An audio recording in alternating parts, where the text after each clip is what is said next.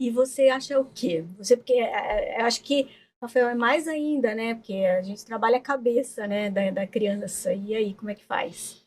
Sim, com relação a essa questão, como já foi bem dito aqui também pelo delegado, é necessário sim essa união, essa forma de trabalho de uma maneira mais conjunta mesmo.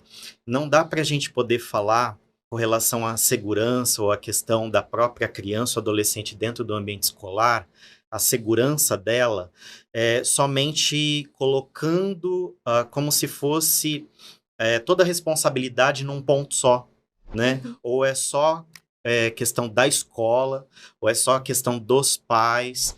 Não, é necessário, na verdade, existir uma preocupação onde, por exemplo, a Secretaria da Educação ela esteja coligada com a Secretaria da Segurança, para a gente poder tornar todo esse ambiente um pouco mais fácil, até mesmo para monitoramento. Formar uma rede, né? Exatamente. É necessário uma rede aí.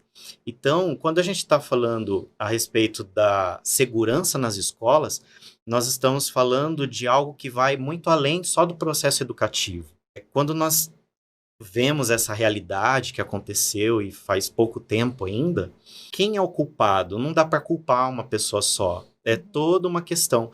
Tem a questão familiar? Tem. É claro que a gente não pode adentrar dentro da casa, da família e falar você vai fazer assim, assim, assim com os seus filhos, porque é uma sociedade privada. Então não tem como a gente orientar dessa maneira, mas tem como a gente focar, por exemplo, dentro da escola e entender como é que está acontecendo tudo ali dentro. Porque o professor, a coordenação, toda a gestão estão em constante contato com aquele jovem, com aquele aluno ou aluna. Então, ninguém melhor do que eles para saber o que é que está acontecendo. Nós sabemos que de décadas para cá, né, houve aí todo um processo de sucateamento da educação no Brasil, né? Eu trabalhei dentro da escola do Estado por 9 anos consecutivos como professor de Sociologia e Filosofia. Então, ninguém melhor para dizer melhor como é que está a situação, né? Mas houve esse sucateamento e agora que meio que a bomba estourou, né? E até então não se dava muito ouvidos para a situação da saúde mental e qualidade de vida da criança e do adolescente, agora nós já estamos começando a ter um novo olhar sobre esse processo de mudança ali dentro da questão. É importante sim a segurança, tá? Com relação a essa questão, igual o delegado pontuou a respeito de objetos metálicos realmente não vai fazer muito efeito, né? Porque, na verdade, o ambiente escolar ele precisa ser um lugar que a criança goste, que ela se sinta bem, que ela se sinta acolhida e que, ao mesmo tempo, ela consiga oferecer para todo o corpo docente aquilo que ela está sentindo, aquilo que ela está pensando, aquilo que ela quer fazer. Quantas vezes eu percebi dentro da sala de aula alunos e alunas que são fechados, que não se relacionam, que sofrem bullying, Aí, né? aí, aí entra muito uma pergunta que eu tô aqui segurando na mão para fazer. Diga. Dentro da escola, o que precisa ter? Precisa ter um psicólogo, precisa ter uma ação efetiva, precisa ter uma aula sobre saúde mental. O que você acha que falta nas escolas para para as crianças poderem ter isso e os profissionais também? São várias questões e que, como eu disse anteriormente, não cabe somente à escola em si. É necessário, sim, programas. Isso tem que vir do governo federal, do governo estadual e do próprio município, né?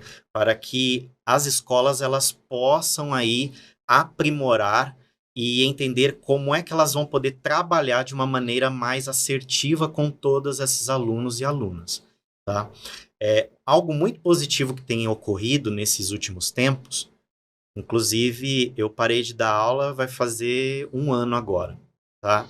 Que eu só estou mesmo agindo dentro do campo clínico. mas é notório que já começou, de certa forma, uma inserção dos psicólogos dentro das escolas, tá? Houve-se muita resistência de início, mas agora está sendo mais aceito. Inclusive, nesse último ano que eu fiquei como professor, já estava surgindo alguns psicólogos ali dentro para fazer alguns trabalhos com os alunos, até mesmo com os professores, no período da TPC, né? Que é o momento em que os professores se reúnem para falar sobre as questões que estão acontecendo, para reelaborar trabalhos, atividades dentro da sala de aula e fora dela também. Então, isso está sendo muito positivo, tá? Estamos engatinhando, ainda falta muito que a gente poder evoluir nesse sentido, mas está surgindo algumas coisas, tá? Como eu disse, é necessário sim esses programas, tá?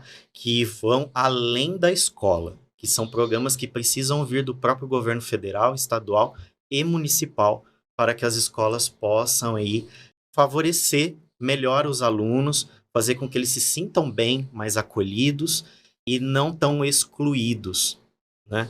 Igual no caso, mais uma vez, dessa última situação do garoto lá, né? Que ocorreu lá a morte da professora. Uhum. Ele já tinha um quadro complicadíssimo na escola anterior. Então, ele foi expulso daquela escola, houve um boletim de ocorrência, né? E o que a escola que recebeu o aluno fez? Nada. Porque é muito isso ainda que as escolas fazem. Elas não se importam. Ao invés delas acolher o problema e resolver, não. Ela apenas joga o problema pro... Ah, tá dando muito problema aqui? Tchau. Vai jogando pro Joga outro. joga a bomba para outra escola e ela se vire lá. Sim. Então, isso é um problema que nós precisamos parar, observar. Tá, por que ele está agindo dessa forma? Por que ele recebeu um boletim de ocorrência? O que essas redes sociais hoje estão favorecendo para os nossos alunos, para as nossas crianças?